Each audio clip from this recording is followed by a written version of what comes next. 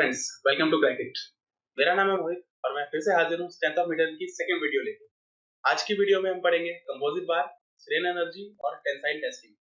ज्यादातर बच्चों को टेंसाइल टेस्टिंग में बहुत डाउट होता है कि भाई ये टेंसाइल टेस्टिंग होती कैसे है, यूटीएम क्या होता है और नेकिंग रीजन क्या होता है, रेजिलियंस, प्रूफ रेजिलियंस क्या होती है। तो आज की वीडियो में हम इन सारी टर्म्स को डिटेल में स्टडी करेंगे। और जो लोग नए हैं हमारे चैनल पे या फिर हमारी वीडियो पहली बार देख रहे हैं, तो मैं आपको बता दूं कि क्रैक इट आपके लिए लेके आया है 2020 सीरीज। इस 2020 सीरीज में हम आपको किसी एक टॉपिक से रिलेटेड सिर्फ 20 क्वेश्चन कराएंगे और उन 20 क्वेश्चन में पूरा का पूरा टॉपिक 360 डिग्री कवर करवाएंगे। ये 20 क्वेश्चन हमने कुछ इस तरीके से सिस्टमैटिक डिजाइन किए हैं कि अगर आप 1 से लेकर 20 तक क्वेश्चन तक जाएंगे तो आपको लगेगा कि आप पूरा का पूरा चैप्टर ही पढ़ रहे हैं सिस्टमैटिकली।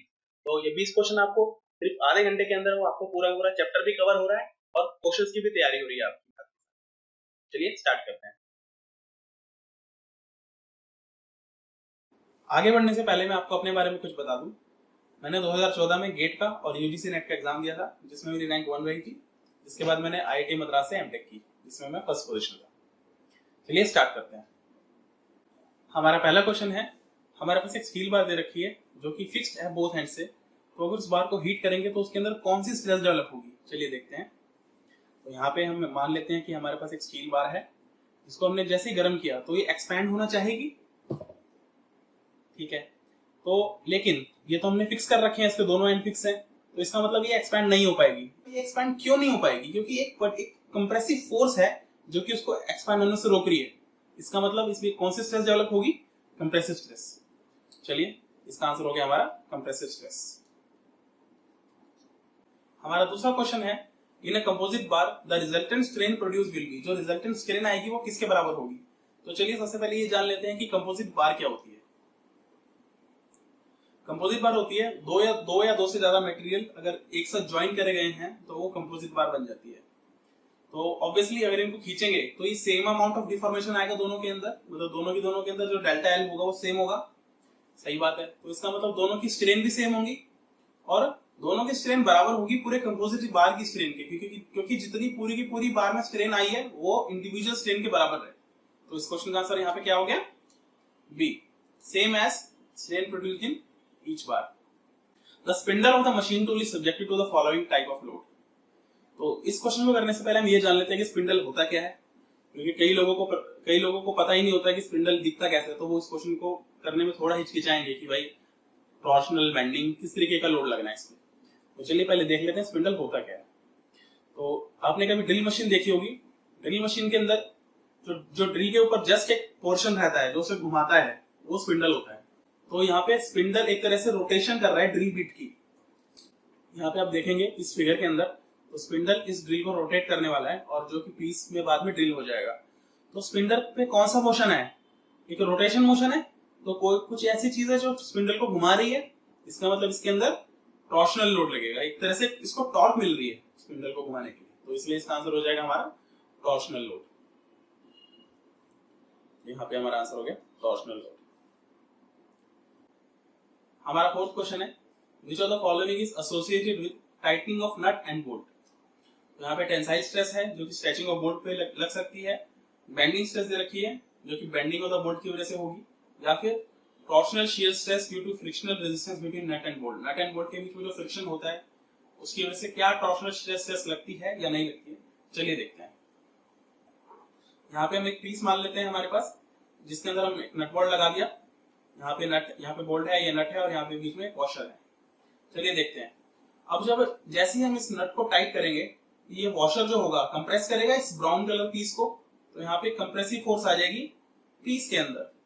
तो अगर यहाँ पे हमारे ऑप्शन में कंप्रेसिव फोर्स ऑन पीस होता तो हम वो कर देते, लेकिन अब देखते हैं क्या बोल्ट के अंदर टेंसाइल फोर्स आएगी।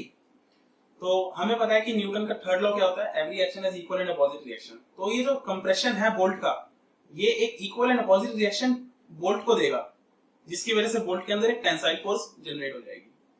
तो इसका मतलब ए ऑप्शन तो सही है, मतलब ए तो होगा ही होगा। अब देखते हैं कि बी हो पाता है कि नहीं, बेंडिंग स्ट्रेस आती है कि नहीं।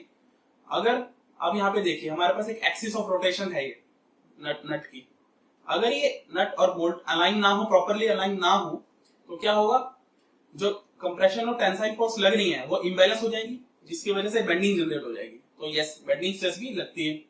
तो यहाँ पे आंसर बी भी सही है। और क्या टॉर्शनल शीयर स्ट्रेस लगती है? देखिए, जो नट और थ्रेड है बोल्ट की, उसके बीच में हम क्या कर रहे हैं, टॉर्क लगा रहे हैं, जिसकी वजह से शीयर स्ट्रेस लगेगी। तो इसका मतलब ये सी भी सही है। तो इसका मतलब इस फोर्थ क्वेश्चन का आंसर क्या हो गया? A, B and C. हमारा फिफ्थ क्वेश्चन है, Hooke's law is valid up to limit of proportionality, ultimate point, elastic limit या फिर यील्ड पॉइंट। तो हम यहाँ पे देख लेते हैं हुक्स लॉ क्या होता है। हमें पता है कि हुक्स लॉ होता है stress is directly proportional to strain within elastic limit. और जब हम डायरेक्टली प्रोपोर्शनल का साइन हटाते हैं तो यहाँ पे यंग्स मॉडुलस ऑफ इलास्टिसिटी आ जाता है। अगर हम लीनियर स्ट्रेन की बात कर रहे हैं, तो अगर हम इसको ग्राफिकली प्लॉट करें इस रिलेशन को, तो हमें एक स्ट्रेट लाइन मिलनी चाहिए। लेकिन स्ट्रेट लाइन के बाद अगर हम और ज्यादा स्ट्रेस बढ़ाते हैं तो जो स्ट्रेन होती है वो नॉन लीनियर पैटर्न शुरू कर देती है, वहां पे हुक्स लॉ फेल हो जाता है। तो यहाँ पे जो ए पॉइंट है इसको हम लिमिट ऑफ प्रोपोर्शनैलिटी कहते हैं। तो हुक्स लॉ हमेशा लिमिट ऑफ प्रोपोर्शनैलिटी तक ही वैलिड रहता है। तो यहाँ पे इसका आंसर क्या हो गया? ए। हमारा नेक्स्ट क्वेश्चन है, strain energy stored in the body due to direct stress क्या होती है? तो इस क्वेश्चन को करने से पहले हम ये देख लेते हैं कि स्ट्रेन एनर्जी होती क्या है। तो स्ट्रेन एनर्जी होती है energy stored in elastic body under loading. किसी भी इलास्टिक बॉडी के अंदर कितनी एनर्जी स्टोर्ड होती है, अगर जब हम उसको लोड करेंगे तो उसकी वो स्ट्रेन एनर्जी हो जाती है। तो मैथमेटिकली कैसे निकालेंगे? अगर हम स्ट्रेस और स्ट्रेन का ग्राफ बना लें तो जितना भी एरिया आएगा स्ट्रेस स्ट्रेन के ग्राफ के अंदर, वो उसकी स्ट्रेन एनर्जी होती है। तो यहाँ पे जनरली हम इलास्टिक लिमिट के अंदर काम करते हैं, तो जो एरिया होगा APO का, ये इसकी स्ट्रेन एनर्जी हो जाएगी। तो ये एरिया हम कैसे निकालेंगे? Area is equal to half into base, हमारे पास बेस इसका स्ट्रेन मान लेते हैं और इसकी हाइट है सिग्मा। और हुक्स लॉ की वजह से हमें पता है कि स्ट्रेन क्या होता है, sigma upon e into sigma. तो हमारे पास यहाँ पे आंसर क्या आ गया? Half into sigma square by e. ये हमारी स्ट्रेन एनर्जी है पर यूनिट वॉल्यूम। अगर इसको वॉल्यूम के साथ मल्टीप्लाई कर देंगे तो हमारी प्रॉपर स्ट्रेन एनर्जी आ जाएगी। तो यहाँ पे इसका आंसर हो गया ए। 7th क्वेश्चन के अंदर शियर स्ट्रेस लगा रहा है और हमसे पूछा है एनर्जी स्टोर कितनी होगी, मतलब स्ट्रेन एनर्जी निकालनी है। लेकिन इस बार शियर स्ट्रेस लगा रहा है, डायरेक्ट स्ट्रेस नहीं लगा रहा है। तो यहाँ पे भी सेम रीजनिंग है, यहाँ पे भी हम देख लेंगे। अगर स्ट्रेस स्ट्रेन ग्राफ को प्लॉट करें तो जो एरिया आएगा इस ट्राइंगल का, वो हो जाएगा इसकी स्ट्रेन एनर्जी। तो इसमें भी अगर सेम रीजनिंग के साथ हम इसको सॉल्व करें तो हो जाएगा half into tau into five, और यहाँ पे फाइव को हम लिख देंगे टाउ अपॉन जी, हुक्स लॉ की वजह से। तो यहाँ पे क्या हो गया, टाउ स्क्वायर बाय 2g। और क्योंकि पर यूनिट वॉल्यूम पूछी थी तो हम टाउ स्क्वायर बाय 2g ही हमारा आंसर हो जाएगा। हमारा नेक्स्ट क्वेश्चन है, the ability of a material to absorb energy till the elastic limit is known as. चलिए देख लेते हैं। तो इस क्वेश्चन का कुछ बैकग्राउंड जान लेते हैं पहले। हमने देखा था स्ट्रेन एनर्जी क्या होती है, area under stress strain graph into volume कर देते हैं तो स्ट्रेन एनर्जी आ जाती है। और रेजिलियंस क्या होता है, area under stress strain graph with in the elastic limit. तो अगर हम with in the elastic limit की बात करें तो जो एरिया आएगा वो रेजिलियंस हो जाएगा। चलिए इसे ग्राफिकली देख लेते हैं। हमारे पास एक स्ट्रेस स्ट्रेन का ग्राफ है। तो अगर हम बात करें ट्रायंगल OAP की, तो वो उसका रेजिलियंस हो जाएगी। ये O उसकी स्ट्रेन एनर्जी भी होगी, क्योंकि स्ट्रेन एनर्जी को तो बस एरिया से मतलब होता है, वो इलास्टिक लिमिट पे है या नहीं है उससे मैटर नहीं करता। अगर वो with in the elastic limit की बात करते हैं तो वो रेजिलियंस कहलाया जाता है। तो ट्रायंगल OAP जो होगा वो रेजिलियंस हो जाएगा अप टू पॉइंट A। ऐसे ही हम रेजिलियंस और भी निकाल सकते हैं। अगर हम अप टू पॉइंट A तक ही जाएं, अगर हम अप टू पॉइंट A1 तक ही जाएं, A तक ना जाएं, तो जो रेजिलियंस आएगी वो हो जाएगी O A1 और P1 के बीच का जो एरिया होगा वो। और अगर हम अप टू पॉइंट A2 तक ही जाएं तो जो एरिया आएगा O A2 और P2 वो भी हमारा रेजिलियंस ही होगा। तो रेजिलियंस दोस्तों कितने भी हो सकती हैं, डिपेंड करता है कि हम किस पॉइंट तक गए हैं। तो अगर हम सिग्मा 2 तक गए हैं, सिग्मा 1 तक गए हैं, सिग्मा तक गए हैं, तो इस हिसाब से हमारा जो रेजिलियंस है वो बढ़ता चला जाएगा। तो इस क्वेश्चन का आंसर हो गया ए। हमारा नेक्स्ट क्वेश्चन है, maximum strain energy that can be stored in the body within the elastic limit is known as. तो अभी हमने देखा था, एक ग्राफ बनाया था, यहाँ पे हमने देखा था कि रेजिलियंस क्या होता है। रेजिलियंस हम डिपेंड करते हैं कि हम किस पॉइंट तक जा रहे हैं। अगर सिग्मा 2 तक जाएंगे तो जो छोटा वाला एरिया हो जाएगा O A2 P2 उसका रेजिलियंस हो जाएगा। अगर हम सिग्मा 1 तक जाएंगे तो O A1 P1 वाला एरिया जो होगा वो रेजिलियंस हो जाएगा। और अगर हम A पॉइंट तक जाएंगे तो वो O A और P जो है वो उसका रेजिलियंस हो जाएगा। तो इसमें मैक्सिमम एरिया जो होता है वो क्या हो जाएगा, OAP का area. With in the elastic limit अगर हम बात करें तो उस एरिया को हम बोलते हैं प्रूफ रेजिलियंस। तो जो उससे ज्यादा area with in the elastic limit तो नहीं हो सकता, वो रेजिलियंस जो मैक्सिमम रेजिलियंस होती है with in the elastic limit उसको हम प्रूफ रेजिलियंस भी बोलते हैं। इसका आंसर हो गया डी। और यहाँ पे अगर प्रूफ रेजिलियंस को पर यूनिट वॉल्यूम में देखें तो वो हो जाएगा मॉडुलस ऑफ रेजिलियंस। इसका आंसर मॉडुलस ऑफ रेजिलियंस भी हो सकता था, लेकिन पर यूनिट वॉल्यूम अगर क्वेश्चन में बोलता तो पर यूनिट वॉल्यूम नहीं बोला, इसलिए इसका आंसर हो जाएगा प्रूफ रेजिलियंस। हमारा नेक्स्ट क्वेश्चन है during the tensile test using UTM the parameters actually measured include. तो इस क्वेश्चन को करने से पहले हम ये जान लेते हैं कि यूटीएम क्या होता है। यूटीएम होता है यूनिवर्सल टेस्टिंग मशीन। इस मशीन में क्या होता है चलिए देखते हैं। हमारे पास एक मशीन होती है इस तरीके की, जहाँ पे एक हमारे पास एक ग्रीन कलर का स्ट्रक्चर है और ब्लू कलर की कुछ यहाँ पे सपोर्ट है। नीचे वाला सपोर्ट फिक्स्ड है और ऊपर वाला सपोर्ट जो है वो मूवेबल है। और इसके बीच में हम यहाँ पे अपना टेस्ट पीस रखते हैं जिसके ऊपर हमें टेंसाइल फोर्स लगानी है। तो जैसे ही इसको हम खींचेंगे ऊपर वाले ब्लू कलर के सपोर्ट को, तो जो हमारा मटेरियल है वो खींचेगा।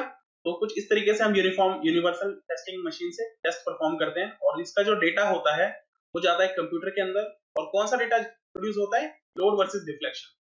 तो जो लोड है वो हमने कितना अप्लाई किया है वो, और इस पीस के अंदर कितनी डिफ्लेक्शन आई है वो हम दोनों को प्लॉट कर लेते हैं। वो जो होता है वो हमारा एक्चुअल आउटपुट होता है यूनिवर्सल टेस्टिंग मशीन। तो इसका आंसर क्या हो जाएगा यहाँ पे इस क्वेश्चन का, डी। तो यहाँ पे आपने एक और बात नोट की होगी, जैसे ये खींचा तो इसमें एक नेकिंग रीजन बन गया है हमारे पीस के अंदर। तो ये नेकिंग रीजन क्या होता है इसके बारे में आगे डिस्कस करेंगे। हमारा नेक्स्ट क्वेश्चन है true stress represent the ratio of. इस क्वेश्चन को करने से पहले हम एक कुछ बैकग्राउंड जान लेते हैं। अभी हमने देखा कि यूनिवर्सल टेस्टिंग मशीन से कैसे हमारी टेंसाइल टेस्टिंग होती है। तो उसमें जो हमारा टेंसाइल का पीस है वो कैसे बिहेव करता है। तो अभी हमारे पास मान लेते हैं ओरिजिनल पीस ऐसा था, हमने कुछ उस पर फोर्स लगाई, कुछ और फोर्स लगाई। जैसे हम फोर्स लोड इंक्रीज करेंगे तो उसका एरिया कम होना शुरू हो जाएगा, सबसे पहले इसके अंदर स्ट्रेन आनी शुरू हो जाएगी। कुछ और लोड लगाते ही उसके अंदर एक नेकिंग रीजन डेवलप होने लग जाएगा, और ज्यादा इसके अंदर हम फोर्स लगाएंगे तो वो नेकिंग रीजन और बड़ा हो जाएगा और एक पॉइंट ऐसा आएगा कि इसके बाद बस क्रैक ही होगा इसके अंदर। इससे ज्यादा फोर्स लगाएंगे तो भी इसके बाद फ्रैक्चर हो जाएगा। ये कंटिन्यूअस प्रोसेस है। मैंने यहाँ पे पांच डिफरेंट टाइम जोन पे आपको ये पिक्चर दिखाई है। तो हम मान लेते हैं कि कुछ फोर्सेस जो इसमें फोर्सेस लग रही थी वो P0, P1, P2, P3, P4 थी, और जो एरिया है वो A0, A1, A2, A3 और AT है। यहीं से हमारे पास कुछ टाइप्स बनते हैं स्ट्रेस और स्ट्रेन के, जो कि है engineering stress, engineering strain, true stress, true strain. तो इंजीनियरिंग स्ट्रेस क्या होती है, P/A0। मतलब जो एरिया है वो हमेशा ओरिजिनल एरिया यूज होगा, चाहे लोड कुछ भी हो, चाहे लोड P0 हो, P1 हो, P2 हो, P3 हो, चाहे P4 हो। अगर एरिया डिवाइड करते समय हम एरिया A0 ही ले रहे हैं, ओरिजिनल एरिया, तो वो होता है इंजीनियरिंग स्ट्रेस। और इंजीनियरिंग और ट्रू स्ट्रेस क्या होती है, अगर P डिवाइडेड बाय AT। अगर हम इंस्टेंटेनियस लोड ले रहे हैं, मतलब अगर P0 ले रहे हैं तो A0 ही लें, P1 ले रहे हैं तो A1 ही लें, P2 ले रहे हैं तो A2 ही लें। ऐसे अगर हम बिल्कुल इंस्टेंटेनियस एरिया ही लें तो वो ट्रू स्ट्रेस कहलाती है। तो इस क्वेश्चन का आंसर एक्चुअली हो जाएगा instantaneous load and instantaneous area. आगे बढ़ने से पहले हम ट्रू स्ट्रेन और इंजीनियरिंग स्ट्रेन के बारे में भी जान लेते हैं। हम मान लेते हैं कि हमारे पास जो इनिशियल लेंथ थी वो L0 थी और जो फाइनल लेंथ है हमारे पास वो L है। तो इंजीनियरिंग स्ट्रेन क्या हो जाएगी, डेल्टा L अपॉन L0। तो अगर change in length divide by original length कर रहे हैं ऑलवेज, तो वो हो जाती है ट्रू स्ट्रेन, सॉरी, तो वो हो जाती है इंजीनियरिंग स्ट्रेन। और जो ट्रू स्ट्रेन का फॉर्मूला है वो है natural log of L upon L0। यहाँ पे L फाइनल लेंथ है और L0 इनिशियल लेंथ। तो अगर इन दोनों की रेशियो करके लॉग ले लेंगे तो वो ट्रू स्ट्रेन बन जाती है। हमारा नेक्स्ट क्वेश्चन है in a tensile test of specimen the ratio of the maximum load to the original cross sectional area of the test piece is called. तो इस क्वेश्चन को करने से पहले हम स्ट्रेस स्ट्रेन डायग्राम के बारे में डिटेल में स्टडी कर लेते हैं। स्ट्रेस स्ट्रेन डायग्राम बनाने के लिए हम y एक्सिस पे स्ट्रेस ले लेते हैं, x एक्सिस पे स्ट्रेन ले लेते हैं। जब भी हम किसी बॉडी को खींचते हैं टेंसाइल फोर्स, तो क्या होता है, सबसे पहले हुक्स लॉ फॉलो होता है। एक लीनियर लाइन आ जाएगी सबसे पहले, जैसे जैसे स्ट्रेस बढ़ रही है वैसे वैसे स्ट्रेन बढ़ेगा लीनियरली, पॉइंट A तक जाएगा। ये ग्राफ एकदम लीनियर रहेगा और ए पॉइंट को हम क्या बोलेंगे, लिमिट ऑफ प्रोपोर्शनैलिटी, जब तक कि हुक्स लॉ फॉलो होता है। उसके बाद क्या होता है दोस्तों, अगर इसके बाद इसको और खींचें तो क्या होगा, ये नॉन लीनियर बिहेवियर शो करेगा। अब इसके बाद स्ट्रेस और स्ट्रेन जो है वो लीनियर बिहेवियर शो नहीं करेंगे, यहाँ पे नॉन लीनियर फॉलो हो जाएगा ए से लेके बी पॉइंट तक, और इस बी पॉइंट को हम क्या बोलते हैं, इलास्टिक लिमिट। इसको हम इलास्टिक लिमिट क्यों बोलते हैं, क्योंकि अगर हम किसी भी बॉडी पे फोर्स लगा लगा के बी पॉइंट तक पहुंचे और बाद में उसको छोड़ दें, बाद में उसके फोर्स हटा दें, तो वापस अपनी ओरिजिनल पोजीशन पे आ जाएगा without any loss of energy. तो वो एक, इसको बोलते हैं इलास्टिक बिहेवियर। तो ये इसको इसलिए हम कहते हैं बी पॉइंट इलास्टिक लिमिट है। आगे बढ़ने से पहले हम देख लेते हैं कि जो 0 से लेके बी तक का रीजन है उसको हम इलास्टिक जोन बोलते हैं, क्योंकि इस जोन के अंदर इलास्टिक लिमिट फॉलो होने वाली है। और बी के बाद का जो भी हम पढ़ेंगे आगे उसको बोलते हैं हम प्लास्टिक जोन, क्योंकि इसके बाद परमानेंट डिफॉर्मेशन आनी चालू हो जाती है हमारे मेटल में। क्योंकि इसके बाद अगर हम ज्यादा फोर्स लगा के उसको फोर्स को हटाएं तो वो मेटल जो है उसके अंदर परमानेंट स्ट्रेन रह जाएगी, वो वापस अपनी ओरिजिनल पोजीशन पे नहीं आ सकता। तो चलिए आगे का रीजन पढ़ते हैं। पॉइंट बी के बाद मेटल यील्ड होना शुरू हो जाता है। यील्ड का मतलब है कि उसके अंदर परमानेंट डिफॉर्मेशन आनी चालू हो जाती है। तो अगर आपसे बोले कि यील्ड स्ट्रेस क्या होती है, तो यील्ड स्ट्रेस बहुत ही क्लोज होती है इलास्टिक लिमिट पे जो स्ट्रेस है उससे थोड़ी सी ज्यादा होती है, क्योंकि उससे ज्यादा स्ट्रेस चाहिए हमें उसको यील्डिंग करने के लिए। तो कभी आपसे कोई बोले कि यील्ड स्ट्रेस और इलास्टिक लिमिट की स्ट्रेस में क्या डिफरेंस है, तो आप बता सकते हो कि यील्ड स्ट्रेस की वैल्यू थोड़ी ज्यादा होती है। तो आगे का ग्राफ कैसे है वो देख लेते हैं। तो बी के बाद ये फिर से नॉन लीनियर ग्राफ ही रहता है, और क्योंकि यील्डिंग हो रही है तो हमें एक अपर यील्ड पॉइंट मिलता है और एक लोअर यील्ड पॉइंट मिलता है। सी और डी यहाँ पे अपर यील्ड पॉइंट और लोअर यील्ड पॉइंट है। इसके बाद क्या होता है कि मेटल सडनली हार्ड हो जाता है और ज्यादा स्ट्रेस चाहिए थोड़ी सी भी स्ट्रेन प्रोड्यूस करने के लिए। तो अगर यहाँ पे देखेंगे ग्राफ ये इस तरीके से जाता है, बी के बाद हमें ज्यादा स्ट्रेस की रिक्वायरमेंट है स्ट्रेन को प्रोड्यूस करने के लिए। तो यहाँ पे हमें एक मैक्सिमम पॉइंट मिलता है ई, जिसको हम कहते हैं अल्टीमेट स्ट्रेस। इससे ज्यादा स्ट्रेस मेटल बेयर नहीं कर सकता। इसके बाद इससे ज्यादा स्ट्रेस लगाएंगे तो मेटल टूट जाएगा। और जो फाइनल स्ट्रेस है जिसको हम बोलते हैं फ्रैक्चर स्ट्रेस, इस पॉइंट पे मेटल जो होता है वो फ्रैक्चर हो जाता है। तो अभी मैंने बोला कि इस डी पॉइंट के बाद मेटल हार्ड होना शुरू हो जाता है। तो डी और ई के जो बीच का रीजन है उसको हम बोलते हैं स्ट्रेन हार्डनिंग, और ई और एफ का जो रीजन है उसको हम बोलते हैं नेकिंग रीजन। इसी रीजन के अंदर वो जो आपने देखे थे पिछले स्लाइड्स में, लो नेकिंग रीजन होना शुरू हो जाता है किसी भी हमारे टेस्ट स्पेसिमेन में। तो चलिए ये था हमारे पास इंजीनियरिंग स्ट्रेस स्ट्रेन कर्व। तो अब इस क्वेश्चन का आंसर देखते हैं। ऑब्वियसली जो मैक्सिमम लोड है अगर ओरिजिनल क्रॉस सेक्शन एरिया से डिवाइड करेंगे तो वो अल्टीमेट स्ट्रेस कहलाएगी, कि मैक्सिमम लोड अल्टीमेट लोड ही होता है। तो इसका आंसर हो जाएगा ठीक। तो अगर आपको ये स्ट्रेस स्ट्रेन डायग्राम समझ में आ गया है तो आगे आने वाले सारे क्वेश्चन आपके लिए बहुत आसान होने वाले हैं। चलिए देखते हैं। In a tensile test near the elastic limit zone, tensile test करते समय इलास्टिक लिमिट जोन के आसपास क्या होता है, चलिए देखते हैं। तो हमें अपना जो ग्राफ है वो देख लेते हैं एक बार कैसा था। अब अभी अभी अभी हमने स्ट्रेस स्ट्रेन डायग्राम पढ़ा है। तो इलास्टिक लिमिट तो यहाँ पे इस बी पॉइंट पे, इसके पास क्या हो रहा है, टेंसाइल स्ट्रेन भी बढ़ रही है, टेंसाइल स्ट्रेस भी बढ़ रहा है, लेकिन कौन सा फास्टर रेट से बढ़ रहा है। अगर आप देखोगे तो स्लोप जो है कम हो रहा है, इसका मतलब एक्स एक्सिस बढ़ रही है। इसका मतलब कह सकते हैं स्ट्रेन जो है वो फास्टर रेट से बढ़ रहा है, या फिर हम कह सकते हैं कि स्ट्रेस जो है वो फास्टर रेट से डिक्रीज हो रहा है। हम कह सकते हैं इसका आंसर डी होगा, क्योंकि स्ट्रेन की बात नहीं की है, स्ट्रेस की बात है। तो स्ट्रेस का स्लोप यहाँ पे बी पॉइंट के बाद कम हो रहा है, इसलिए हम कह सकते हैं कि tensile stress decreases at a faster. इसका आंसर हो गया डी। चलिए नेक्स्ट क्वेश्चन करते हैं। Which of the following is properties more sensitive to increase in strain rate? चलिए देखते हैं, वही ग्राफ प्लॉट कर लेते हैं हम। तो इस ग्राफ में देखते हैं कि स्ट्रेन रेट जब ज्यादा बढ़ता है तो कौन सी प्रॉपर्टी पे ज्यादा असर पड़ता है। तो स्ट्रेन रेट कब बढ़ता है सबसे पहले ये जान लेते हैं। तो स्ट्रेन रेट बी पॉइंट के बाद बढ़ता है, क्योंकि स्ट्रेस रेट कम हो जाता है, स्ट्रेन रेट बढ़ता है। तो इस पॉइंट पे क्या हो रहा है, यील्डिंग हो रही है। तो यील्ड जो स्ट्रेंथ है वो प्रॉपर्टी सबसे ज्यादा इफेक्ट। तो इसका आंसर हो गया ए। हमारा नेक्स्ट क्वेश्चन है, select the proper sequence, proportionality limit, elastic limit, yielding और फेलियर। तो अभी अभी हमने ग्राफ पढ़ा था। सबसे पहले क्या आता है, यहाँ पे प्रोपोर्शनैलिटी लिमिट आती है, उसके बाद इलास्टिक लिमिट आता है, उसके बाद यील्डिंग स्टार्ट हो जाती है और फाइनली हमारा फ्रैक्चर होता है। तो ऑब्वियसली ये तो लाइन वाइज ऑलरेडी लगे हुए हैं। इसका आंसर क्या हो गया 1 2 3 4। इसका आंसर हो गया डी।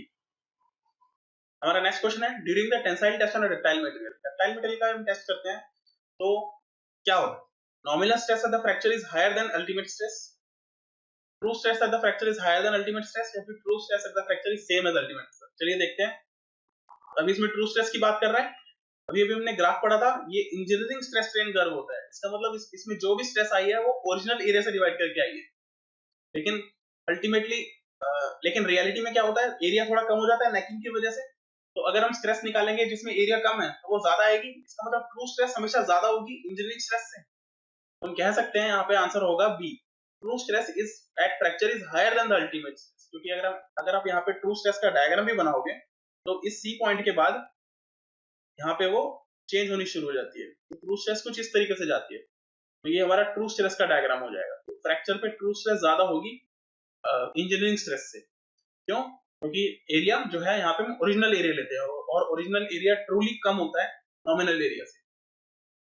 तो यहाँ पे हमारा आंसर हो गया बी।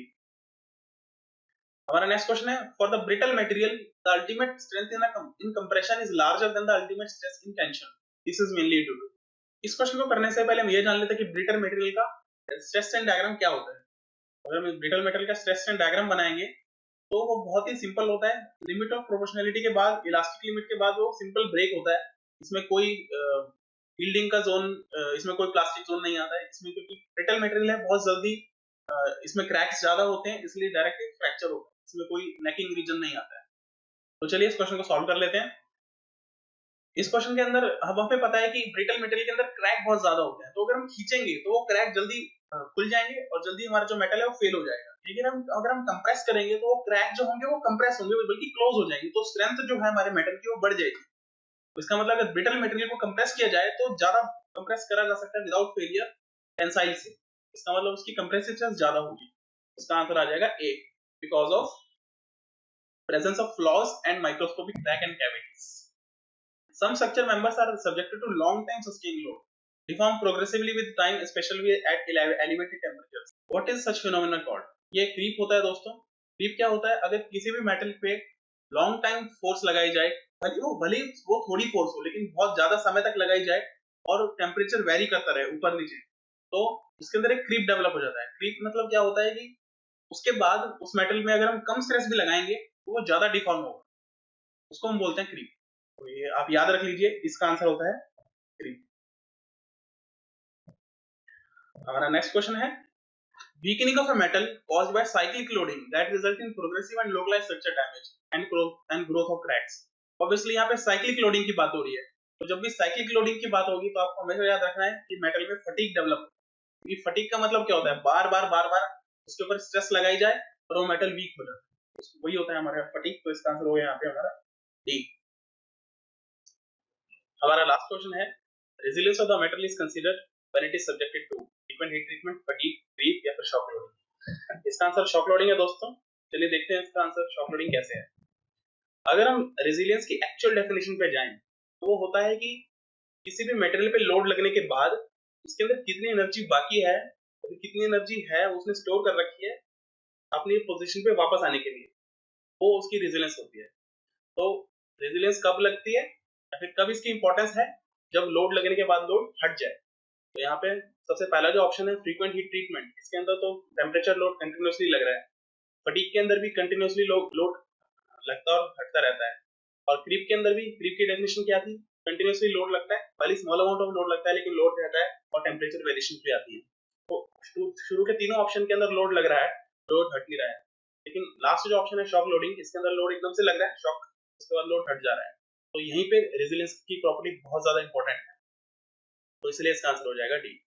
तो इसी के साथ हमारी आज की वीडियो एंड होती है। अगर आपको आज की वीडियो में कोई भी डाउट है तो आप हमें कमेंट कर सकते हैं या फिर हमारी नीचे दी गई इस ईमेल आईडी पे हमसे कोई भी सवाल पूछ सकते हैं, आपको उसका जवाब मिल जाएगा। और अगर आपको ये वीडियो अच्छी लगी हो तो कृपया लाइक करें, शेयर कीजिए और सब्सक्राइब करना ना भूलें, ताकि अगर हम अपनी कोई वीडियो डालें तो आपके पास पहली नोटिफिकेशन आ जाए।